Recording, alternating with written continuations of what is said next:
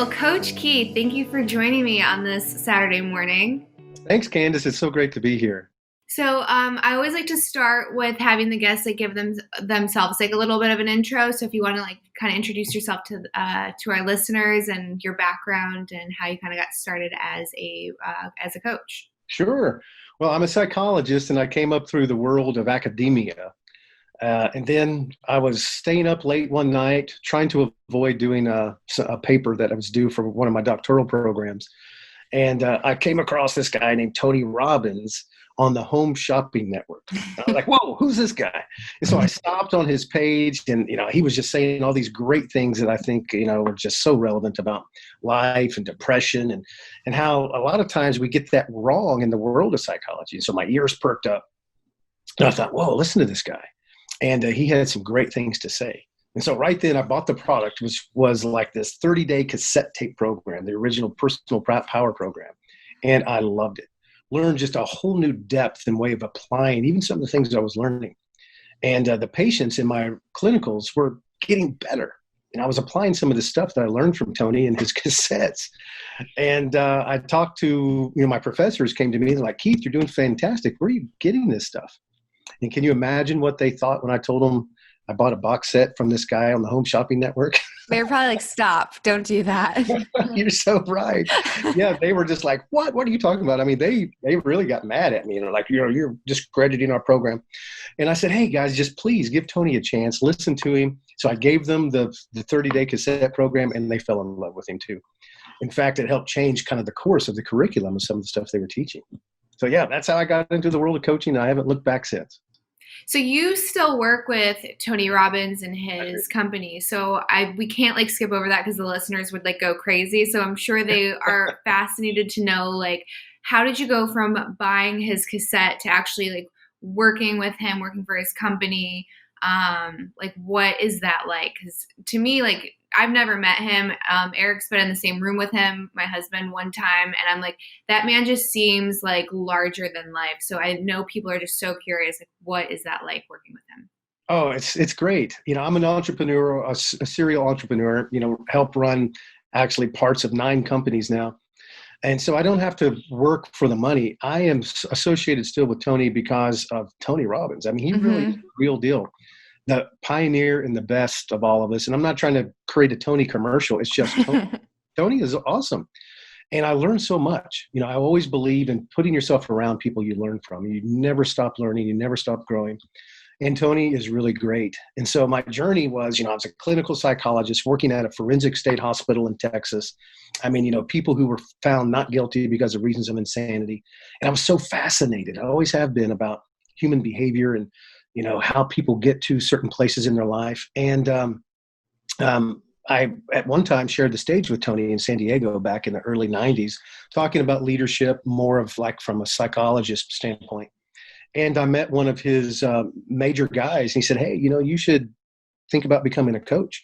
And so they all gave me a call, and Tony said, hey, come aboard. And so that was been about 10 years ago. And so I've been on one of his platinum level coaches ever since then. And I mean, it's a great organization. So were you always interested in the forensic side of psychology? Because we'll get a little bit more into you have a vast background. We could spend an entire episode just talking about your different specialties. But you've worked with what was it? The tactical K9 unit, and you have a black belt, and you've worked with the Navy SEALs, and the list goes on and on. So were you kind of always interested in righting wrongs too, because there's the psychology part where it's helping people, but then there's also some people that have a sense of duty, and sure. That's kind of what I'm seeing with your very large resume. Yeah, early on, I grew up with an abusive alcoholic father, so it taught me early on. Wait a minute, there are injustices in life. And I think, Candace, that I'm thinking about it. I mean, that was a really good question. I think that, that really was a big driver for me. It's just to learn, what makes people tick. Because when you grow up in a very tense, abusive home, you can typically go one of two ways. You can either get beaten down by it, and then you'll just go inward. And that happens so much to people who are suffering.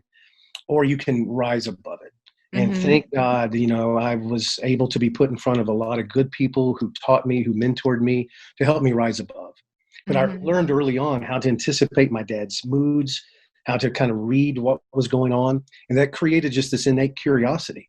And I can remember even in high school, I was kind of a peacemaker. I'd come upon fights and I'm like, wait a minute, guys, there's a better way to solve this. And, people being picked on and bullied. And, thank God I was always had kind of that bent in me where I wanted to be an advocate for people.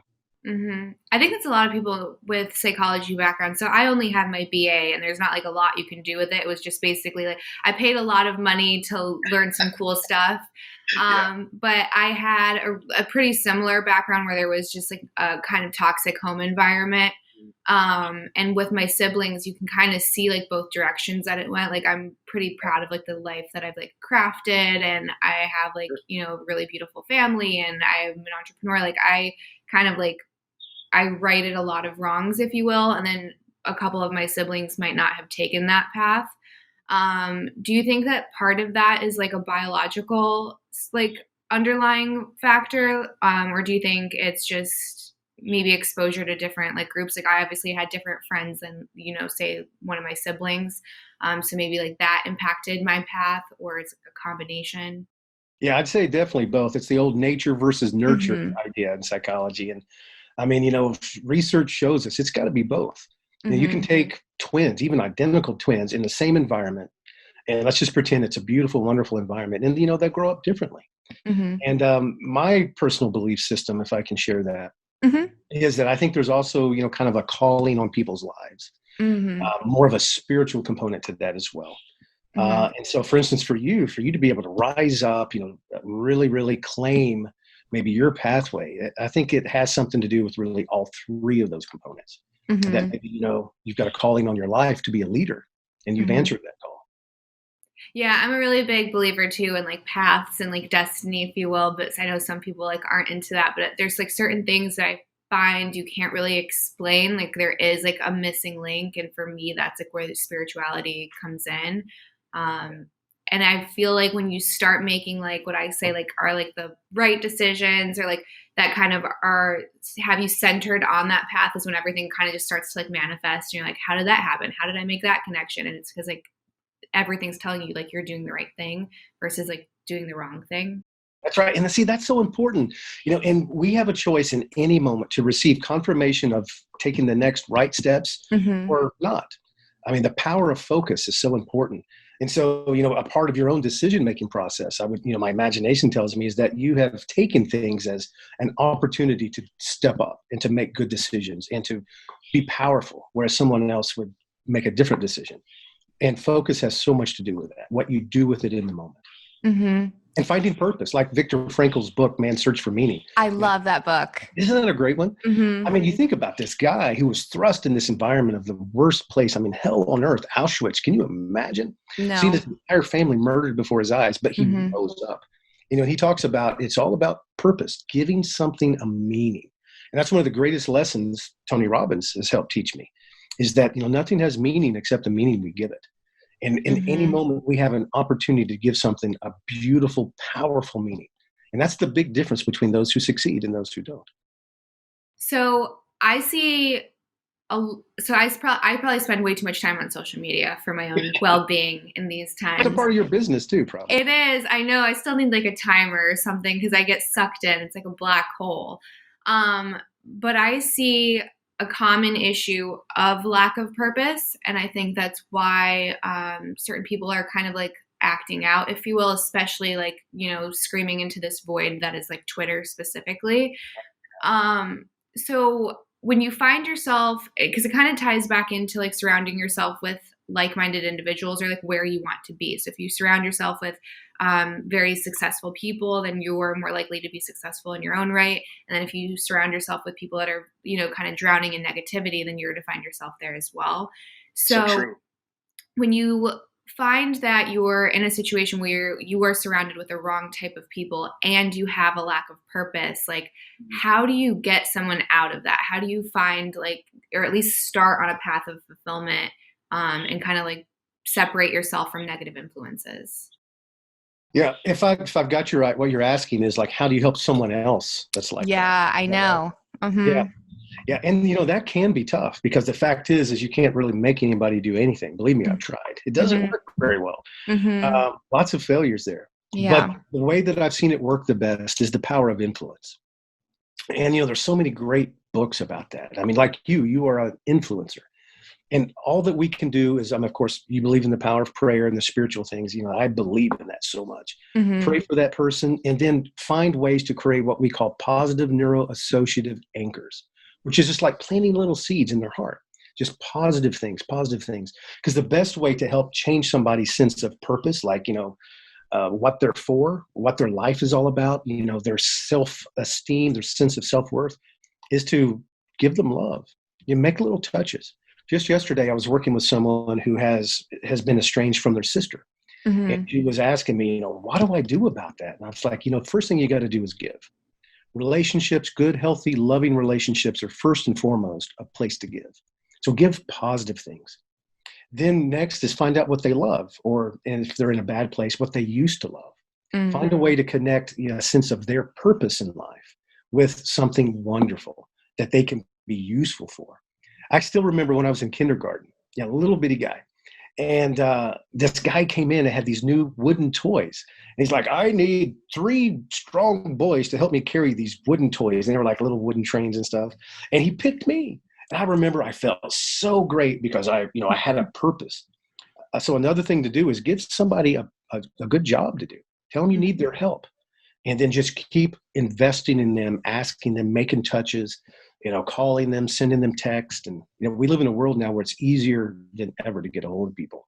Mm-hmm. And so, I don't know, does that make sense? Yeah. Try to like take the positive route instead of like forcing a horse to drink, if you will.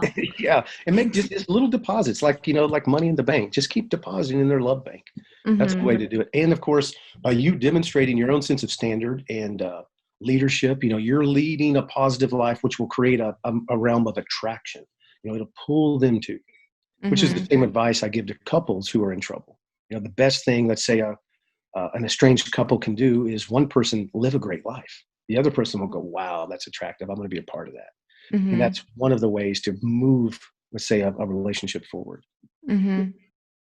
Yeah, that's the hard thing because it's like when you're surrounded by a specific energy, like it starts to kind of affect like the way that you might be like influencing or trying to like sway people. Because I consider myself like a pretty positive person, but if I spend like too much time online or talking to like certain, arguing with strangers, which is never recommended, then all of a sudden I'm like, well, that's not like usually an approach I would take. And like, why am I here? And it's because of, what I'm choosing to surround myself with.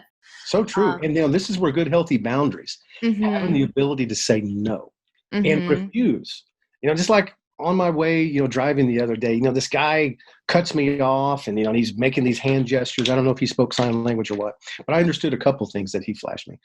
I could have got entangled in that, but, I just said, no, thank you. Here's my boundary. No, thank you. It's not worth it.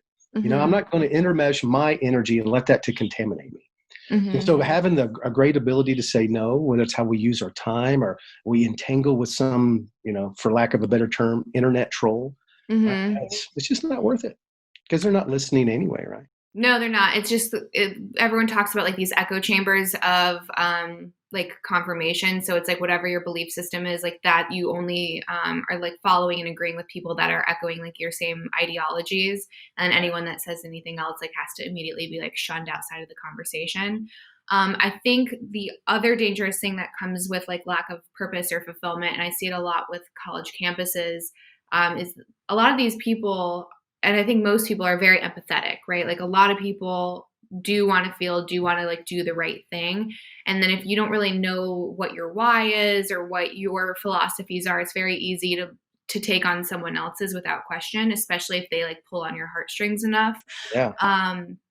So I guess like for me, what I see in academia is a lot of people that are taking these kids that don't really know who they are just yet because they're young, right? And they're filling their minds with like this woke culture. And I think woke culture, like, again, I think it started in a good place, like with good intentions, but it's very aimless. And now it created a bit of like a monster, like a kid that you know, never told no to. So from like a psychologist perspective, like, what's your take on the woke culture? Can we go back? Like, how do we kind of undo what's been done? Yeah, you know, and I have very specific opinions about this woke idea. I mean, just even think about that word woke. I mean, who doesn't want to be woke? And so there's an automatic forced presupposition of emotion. And we typically call that virtue posturing, right? Because, oh, you're not woke. I mean, automatically, doesn't that feel bad? And, you know, always, it's always about emotion before it's logic. Even when I train salespeople and influencers, you know, you have to train them how to really connect with someone's emotion first. So a lot of this wokeness is because we've been really gearing up for 3 or 4 decades about teaching people in what we call the postmodernism movement that there's no real standards in life. There's no absolute sense of truth or right or wrong, but that we are individually responsible for that ourselves. And so you take that, you kind of unanchor people from a sense of, hey, you can do this and there are consequences, or you can't do that because of those consequences. And now what are we left with? It reminds me of that movie Fight Club. Did you ever see that movie? Love that movie, yeah. Yeah, oh, so good. So if you can remember, one of Brad Pitt's famous lines in that movie was when he was talking about why people were so angry and why they needed the Fight Club, was because everyone in that generation was promised that they were going to be someone special, that they would all be rock stars, that they would all be multimillionaires.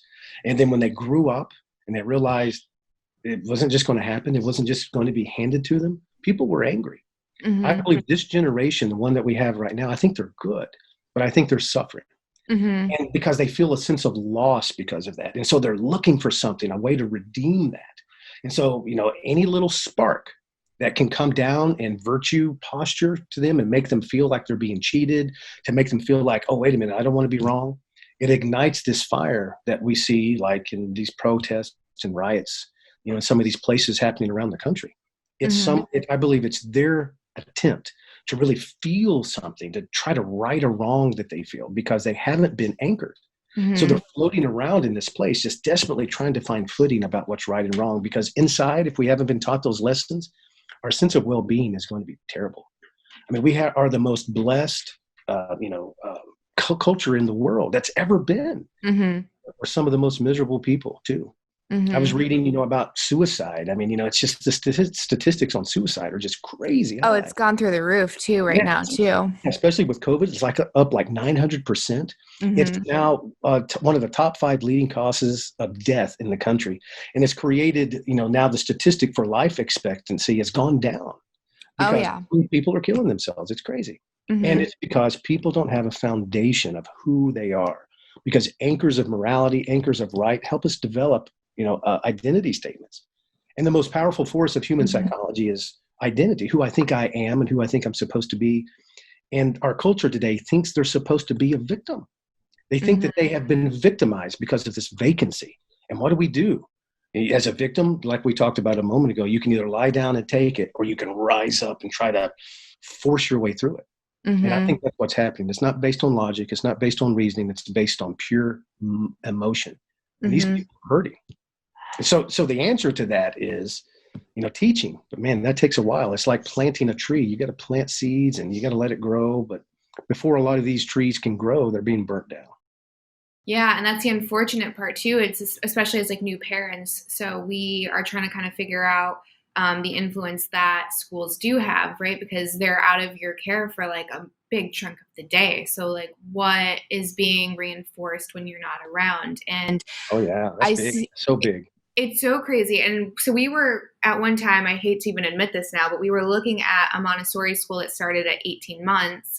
And we thought it was harmless, right? We thought it was going to be like a leg up, like he's going to have this opportunity to grow. And then we talked to a couple people who are like, oh, you don't really want to have your kid away half the day that early because like they're in this high theta state and then everything is just downloaded and you don't know what is being downloaded when you're not there. Yeah, and a lot of times kids don't even know that stuff's being downloaded. I love it that you said theta state because that is so important. It's like opening up the program, right? You know, things get programmed all day long. It's incredible. Yeah, so some people might think social media is so important. Totally, yeah. And people might think like that sounds woo-woo, but it's actually, it's neuroscience, right? So it is a real brainwave. And when you are in that state, it's like, especially at that age, you don't have the filter of like, is this true? Is this not true? There's no critical thinking yet because that part of the brain doesn't exist. So you just absorb it as fact. That's right. And that's such an important stage. I believe God created that stage for us so that we can learn, so we can be anchored. I mean, language, so many things, right, happen. It's just this beautiful process. But when left unchecked, you know, even people who think that they're doing what's right, they'll teach, you know, our children their perspective of this woke idea. And some of that is a deep, deep programming that's so hard to undo. Yeah. So when it comes to like, I guess, glorifying victims, it's, I think it's a lot more complicated because, so for example, in one of the schools we were looking at, like one kid came out as trans, like very young, and they had a coming out party in the whole class just for this one kid. And while the intentions I think are great and beautiful, right? Like they wanted that kid to feel accepted and, you know, be able to explain their story. I find that the other side of it that no one's talking about is all the other kids that are, you know, biologically normal, if you want to call it that, like for lack of better words. And they're like, well, why don't I get a party? Right. So then it's like, well, maybe if I do something that's out here, that's outside of the norm, whatever it might be, then maybe I'll get like that special attention because we all want love and attention and acceptance. So if you see someone getting it for being different, then you have to be different. Or if there's a kid that like, you know, they have a bad home life, and then that's like the reason why like they don't have to like perform the same as their peers. And it's well, maybe I can come up with something too. And then that will make me exceptional. So I find that like for a lot of people, it's easier to be exceptional in one, you know, in the victim arena than it is to excel. And then also I think the issue too is like, why isn't it okay to be in the middle of the bell curve, right? Like, why isn't it okay to just have like a solid job that brings home like, you know, whatever the national like averages and have a loving family? And like, why isn't that enough anymore? Right. Those are all good questions. Yeah. And I want to say this, whatever is celebrated is programmed. Whatever in our mind is celebrated. So we're looking at a spectrum of intensities. Again, going back to emotion. If you want to really program yourself, flood it with emotion. And so if I'm a kid in a classroom seeing somebody being celebrated for whatever reason, that is creating a program. And with that program, I'll always create a conclusion, a self-conclusion. In going all the way back to the book, you know, emotional intelligence. Whatever is then gets programmed within this conclusion will either be positive or negative. It'll either be temporary or permanent. So a lot of these kids are creating a negative, permanent self-conclusion. Like, wait a minute, I'm not good enough if I don't find something unique, something special. And, you know, you can tell this by adolescence. I mean, you probably even know this from your baby, right? If a baby cries, it learns. It doesn't take it long to learn. I get my needs met. And so these kids are learning, I will get my needs met. I'll be made to feel special if somehow I can exaggerate some type of uniqueness or problem or victimization about me. And, you know, the sad thing is from those children's perspective, they don't think that they're feigning. They don't think that they're faking or posturing.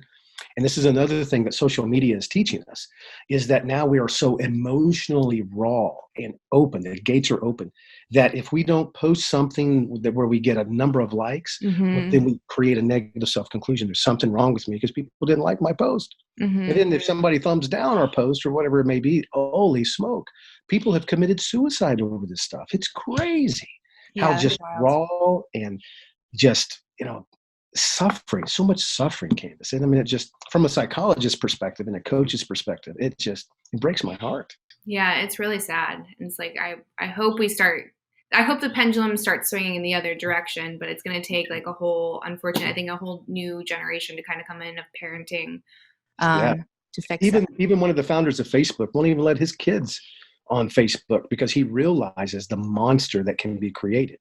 Oh, wow. I didn't know that. So many wonderful things, but also just, I mean, the power of their self-image is just crazy.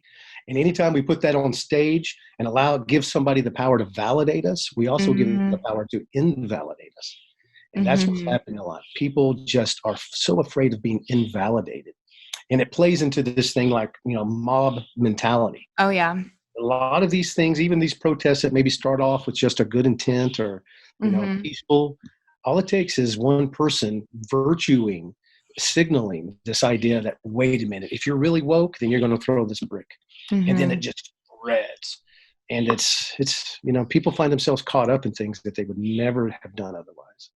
Yeah, that psychology is always really interesting to me. I just ordered the Madness of Crowds book. It's on my queue, so I need to read it. But it talks about how you can go into something really well intended, but when you're surrounded by so many people and there's this big crowd, then all of a sudden psychology just completely changes and you're no longer in control at all. It's incredible. That's why another great thing that I learned from Tony. He has this phrase called proximity is power, which means the people you allow to surround yourself with, you will become. I mean, it's almost like we don't have a choice. So picking your friends, picking your influences, all of these things are so important. Because if you want to be a positive person, surround yourself with positive people and you'll be one of those people. You want to be a millionaire? Same thing. You want to have a great life? Same thing. You must surround yourself with those people. And see, that's another effect of our virtual world is we are isolating ourselves, and our only outlet for self-evaluation is like social media. And so these things are influencing us like nothing else in the world. Instant influence, instant persuasion, instant victimization.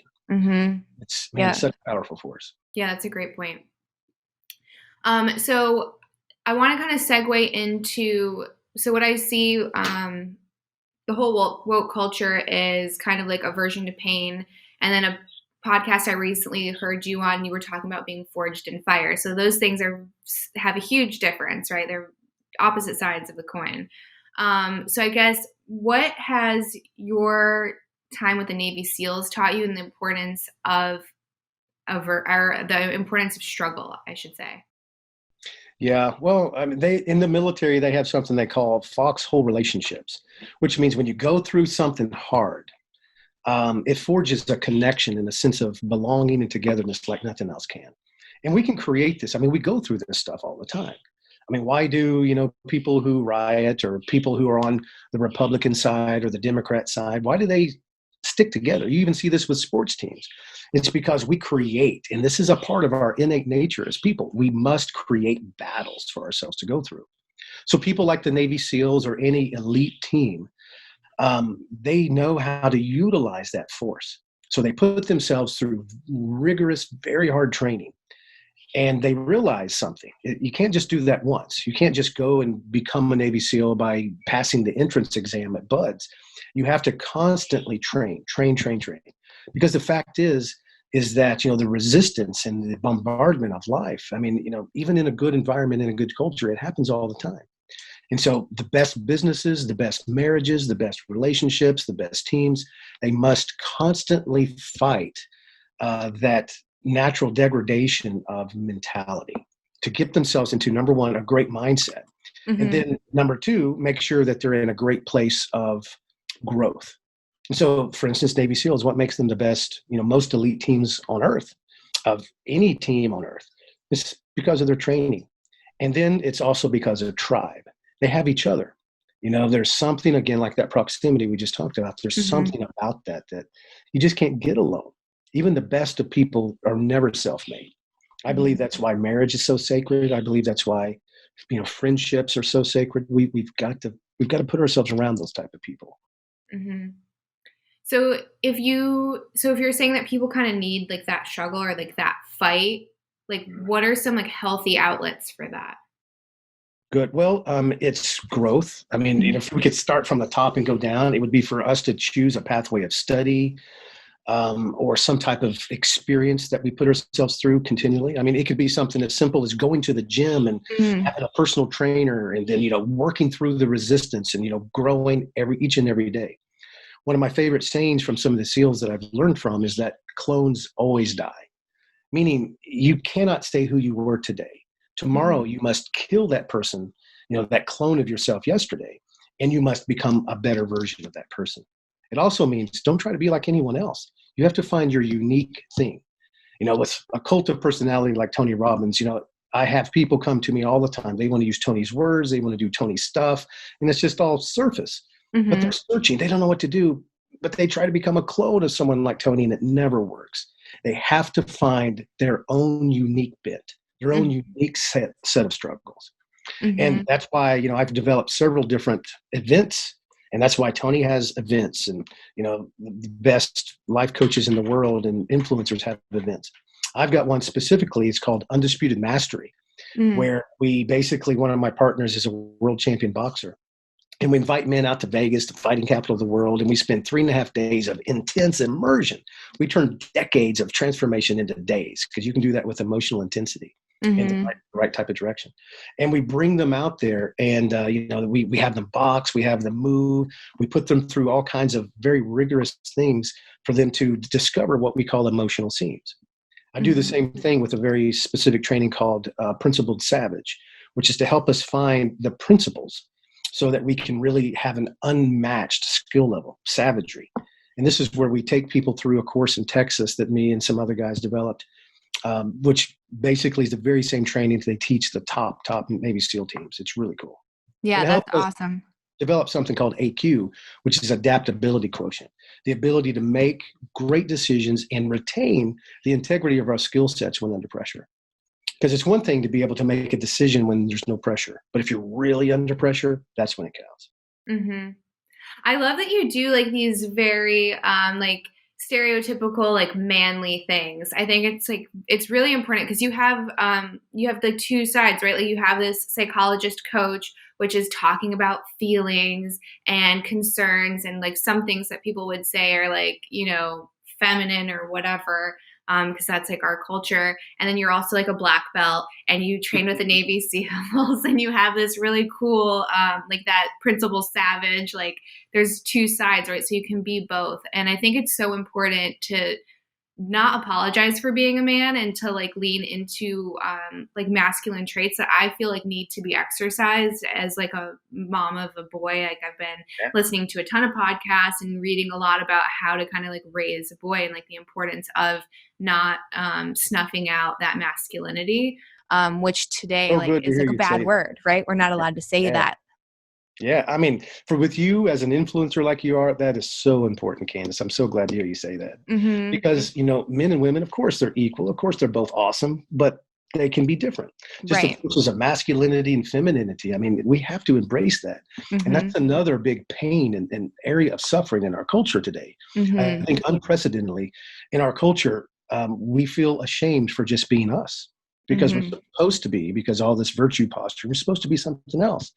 And it doesn't matter to me who you are. Just embrace that instead of being shamed for who you are. Oh, exactly. Anytime there's a teaching that teaches shame, we know automatically they've got it wrong.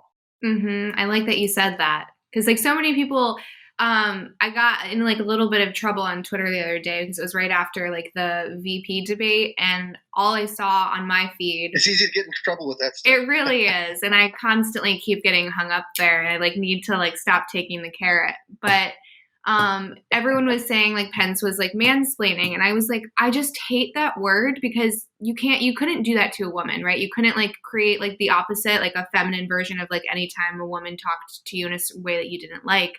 And I was it's just interrupting. That's all it is. I was what would you call it if a woman was interrupting me? It was just interrupting. So I just hate we have to keep drawing these lines of division because I was reading this book. It's called The End of Gender by Dr.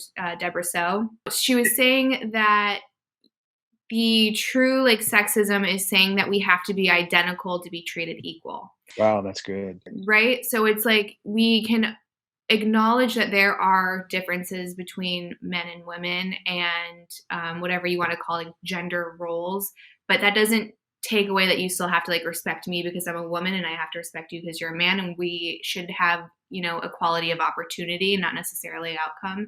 And I thought that was so powerful. And I'm it's the exact opposite of what I'm seeing play out right now. So yeah, isn't it something which tells us that there is injury involved in the agenda? Mm-hmm. People are searching for something. They're trying to figure it out. And I don't blame them for that. but man, they've got so much of that wrong. And you Mm-hmm. can see this, me being a faithful Christian man, there's so much shame out there for just saying what you believe in. Mm-hmm. And one of the saddest things that I find is that we've lost the ability to disagree and still treat each other with respect. And so we've become so overly victimized in our identity as a victim in our culture that if someone disagrees with me, it means that they hate me, Mm-hmm. or that they have some kind of innate character flaw, like they must be racist or misogynist or something. I mean, and we've just gotten so good at throwing those terms around, and people really, it's such a fear tactic. And Mm-hmm. it's really bullying if you think about it at its worst. And it's sad. There's so much injury happening because of that. Mm-hmm. And I feel like there's so many other causes to focus your attention on, right, that are like real. And I definitely want to spend some time talking about your nonprofit.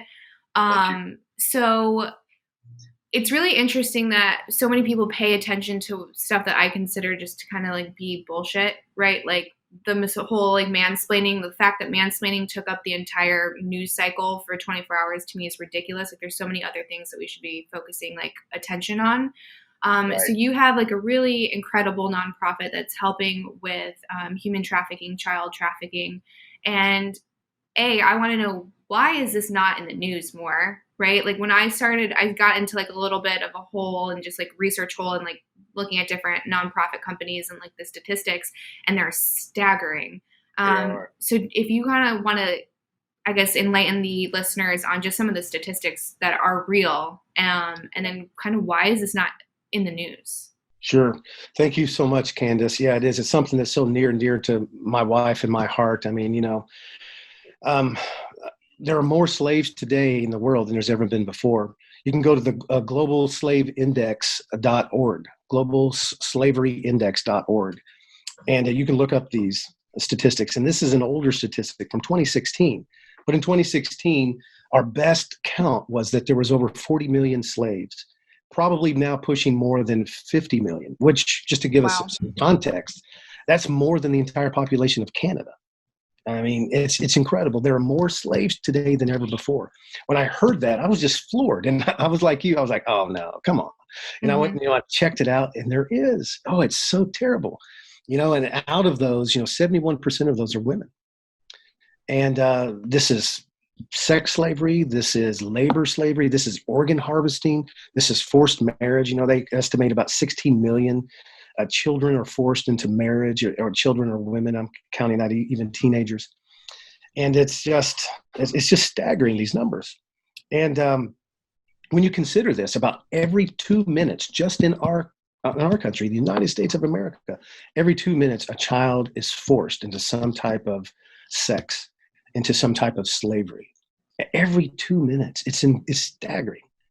And when you consider that, I think that most people, kind of like maybe like you and I were, it's just the reality of that hasn't caught up to us.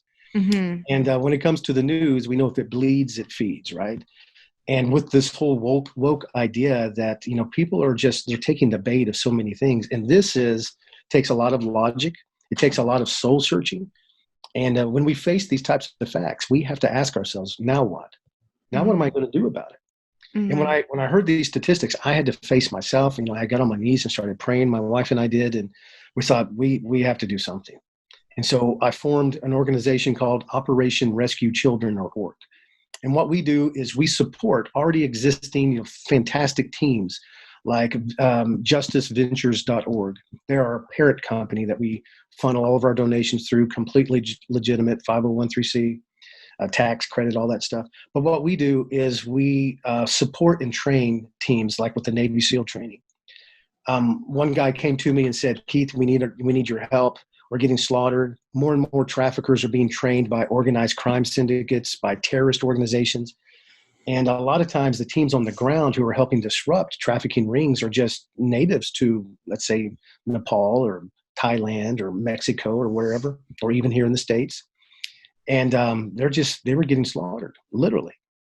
And so we come in and absolutely for free, we train teams like Love Justice, Justice Ventures, Operation Underground Railroad, absolutely no cost. And we just help their guys learn more about how to survey, interrupt, arrest, and we teach them tactical processes. We also come in and help the operators deal with psychological issues too. For instance, when we're there and we get to break into a place maybe where they're holding human slaves, and we dispatch the bad guys, we arrest them. We can feel really good about what we do, but all you have to do is look over in the corner and you see some 4-year-old little girl who's still bleeding because she was just raped. That's the trauma that these guys have to deal with. And so we come in and help them deal with that so that they don't lose heart, so that they don't lose focus. Because it would be easy to think, wow, what difference can I make? I can't make a difference in these 50 million people, these staggering number, but we can make a difference for that little girl, and that little boy, and that other one, and everyone that we help intervene and save, is a life that we can change. So that's what we're doing. That's so beautiful. And so I don't know if you want to kind of get into like the whole issue with like borders. So I have a friend that works like as border patrol down towards Arizona, and the things that he tells me that he sees are truly like awful, like kids getting trafficked, and it's a very real issue. So you see a lot of politics right now that are trying to like have completely open borders, right? And abolishing things like ICE, which help directly with human trafficking. So I guess like, do you have any of like the data on that? Like, can you like enlighten listeners as to like, that's like a real issue that kids are being trafficked across the border and like they're there for a good reason. Like it's not just because we're, xenophobic or whatever the other agenda is. Yeah, you can go again to globalslaveryindex.org and you can look up a lot of these stats. And it's not just like with the border with the United States and Mexico, it's the border between Nepal and China and Nepal and India and all around the world. What happens is that traffickers depend on crossing borders, whether they're state borders or national borders, because when they do, it really complicates and it raises their ability to get away and keep that victim by about 90%, depending on the country that's in. And so the reason this is so important is that we must have checks and balances. For instance, a lot of our teams that are out there on the ground, they rely on Border Patrol check stations and airports and airport staff and all those people to be able to be trained to spot the signs of someone who is actively being trafficked.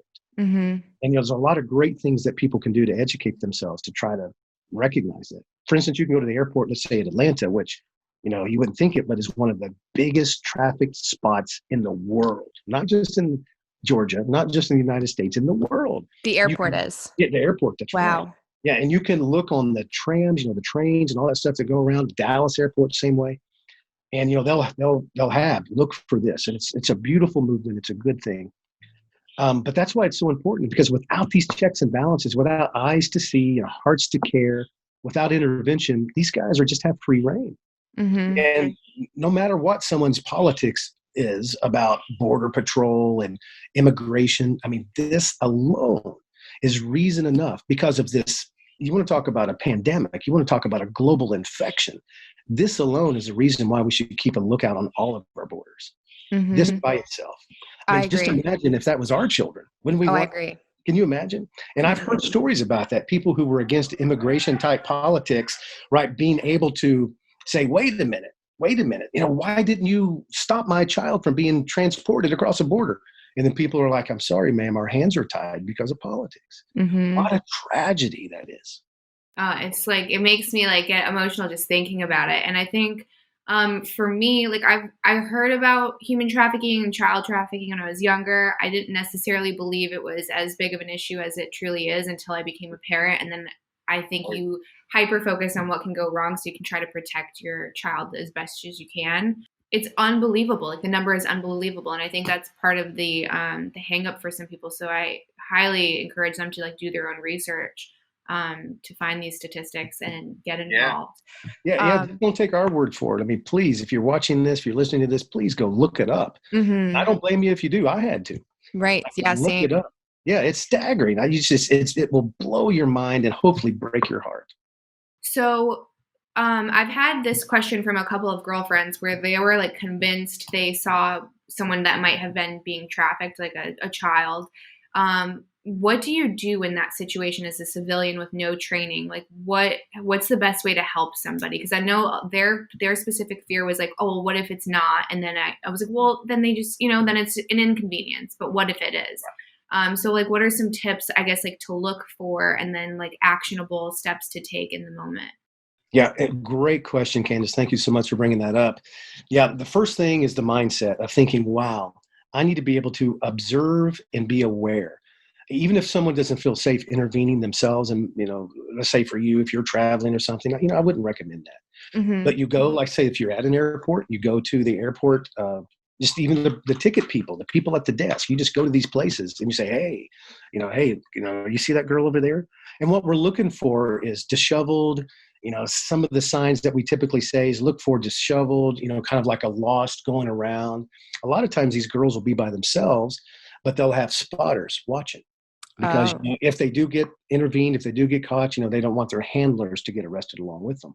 Because, a handler, they handle lots of girls. It's almost like, just almost like a, what do you call it? Like a conveyor belt thing. Mm-hmm. They just pass one girl, from one handler to another, and they have these spotters. So the spotters will go away because they know if they lose that girl, there's 5 more that they'll send through. Mm-hmm. That's why the business of human trafficking is so big. I mean, they're making more money on this than they are drugs or illegal firearms or anything. Because you can sell a girl over and over and over and use her up. And then when people no longer want to have sex with her, they'll take her to a labor camp, or they'll take her kidneys and then let her die somewhere. It's so sad. Mm-hmm. Even actors like Sylvester Stallone in his latest Rambo movie, featured this kind of deal in there, and that he was pretty accurate in the depiction of that in the movie. I encourage you guys to watch it if you haven't. Mm-hmm. But what you can do is look for that, somebody who's disheveled, someone's clothes that just doesn't seem right, a girl that may be scared, by herself.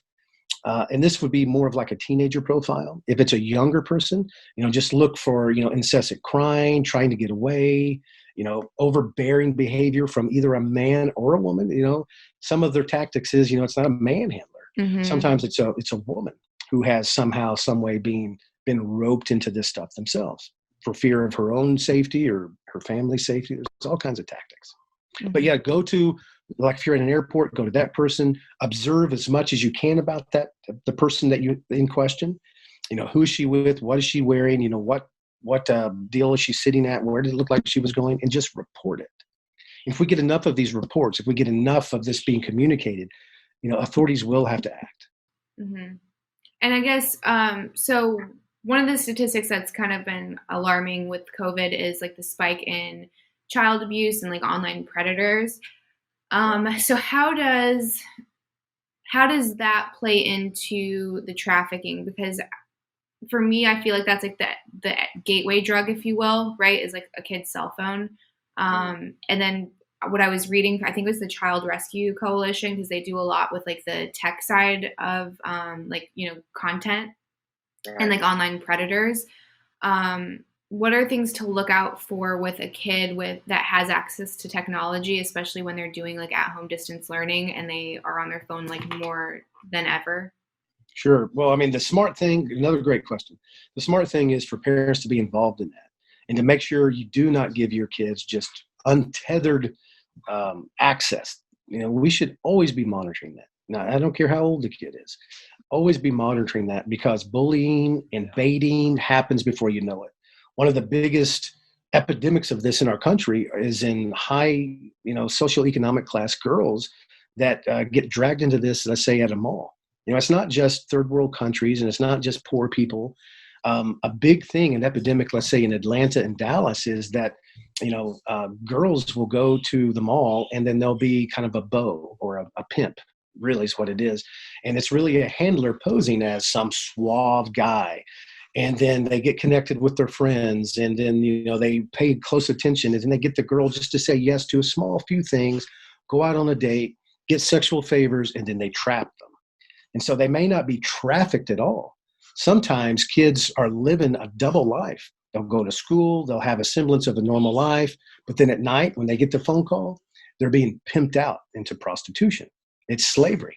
Mm. And the parents never know, except for they see the kids' grades maybe start going down. They see signs of depression, cutting, changes in personality, changes in affect, changes in appetite. bruising that, the kid can't quite figure out how to talk to their parents about. So also monitoring where they go, understanding their friends and the parents of their friends. I mean, this is all parents' rights, and this is what good parents should do. But unfortunately, so many times parents are so busy and they're exhausted that they just give their kids free rein. And that is, just opening up the possibility of these bad things happening. Yeah. Oh, it's scary.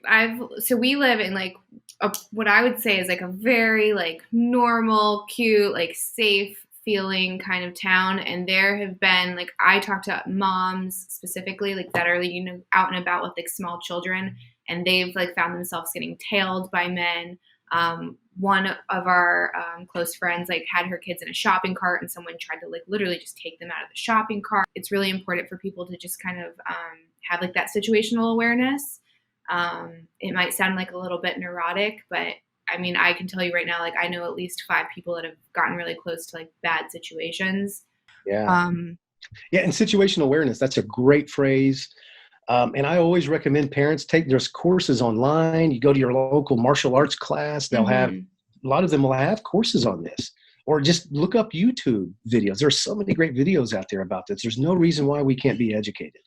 And then, if possible, create like a mom coalition where we're checking up on the kids. You can do this through, schools, like parent teacher stuff, any kind of little mom's club or dad's club or whatever it may be. Bring these issues up. I mean, it's a very important thing. And situational awareness just means my face isn't in my phone. I'm up and I'm looking around. I know where I parked. And the posture of, let's say, a victim. Predators look for people who just aren't paying attention. And that's who they'll go for, 9 out of 10 times, as opposed to someone who's distracted or overwhelmed, carrying the groceries and the baby. And there's all kinds of very important things that you can do. And there's lots of that information online that I recommend that people look up. And, no one is responsible for that except for ourselves. We have to be responsible for our own safety. No one is coming to save us in that moment. The police can't be everywhere at once. Your husband can't be there all at once. You can't be everywhere with your kids at once. And so we've got to create ways to close that gap in that situational awareness as much as we can. And I think it's also training your kids too, right? So I was raised by California Highway Patrol dad, and my uncle was a sheriff. So like I had very big life lessons very early on. Like as soon as I understood language, like they were teaching me like what to look out for, what's okay and not okay. And I have these talks with like Eric, who is total civilian family, right? No one's in law enforcement. And he's like, your dad told you what at what age? And I was like, honestly, I feel like that protected me through college, through high school. Like I always was like looking under my car. I wouldn't walk through a parking lot, like unless I knew where my car was. I had my key ready. That's perfect. That's good stuff right there. You know what I mean? Like it's things that I thought were normal to teach a kid. And then after talking to Eric, like, well, when do we talk to our son about X, Y, or Z? He's like, what do you mean? I was like, what do you mean? Like you have to like also make them aware. And in my mind, as soon as a kid understands language, it's very important to tell them like what adults are allowed to, be where, touch them in bad places. Like they need to know these things. So that they can tell you if something happens, because otherwise they're not going to know. And then that adult is going to be able to influence them and say, it's fine. Like this is normal. Right. Yeah. So as soon as your kid understands language, I like highly encourage parents to like teach them right and wrong. And see, teaching and educating boundaries also boosts esteem, because I know, where I exist, where my boundaries are in life, where my margins are. And as early as we can, when we can know where, like, say, where my space is, this is mine, then I have a greater chance of claiming that in the rest of life, whether it's business or relationships. But if people don't have firm boundaries, then they just get all enmeshed, and they, the result is they blame themselves when things go wrong. That's why so many, let's say, sexual abuse victims blame themselves when someone else perpetrates them, because many times they haven't been taught that, wait a minute, that was wrong. No, that's what that person did to me. They're to blame. And when we internalize that kind of stuff, it's just, it's terrible for that programming of our self-worth. Well, I think this was an amazing conversation. Do you want to just remind our listeners how they can support the nonprofit, where they can find you, anything that you're working on? Well, thank you so much. Yes, Candace, and it's been my honor to be here. Thank you for having me on. Of course. And if people would just look up justiceventures.org. And you can look there, because of COVID, our funding has been down like 58%. Thankfully, it's rising again. But just ask yourself, if this was your child, what would you want someone to do?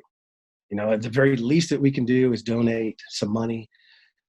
And we always are looking for volunteers and people to do, number one, educate yourself about trafficking for your own family safety, but then so that you can look out for other people. And then, of course, the power of prayer. Be praying about this. And if you get on that website and you donate, our lead guy's name is Adam. So if you want to donate, just please specify for Adam's, or you can put ORC in that line, and then they'll know exactly what the funds go for. But anything that anybody wants to give, whether it's to our organization or any of the others out there, they're really top-notch organizations, especially the three that I mentioned. You can't go wrong. Awesome. Well, thank you again. I really appreciate your time. Thank you so much. That's it for this week's episode. I hope you enjoyed it. If you have the time, please rate and review, and you can always hit subscribe to stay up to date with our latest episodes. I hope to have you back.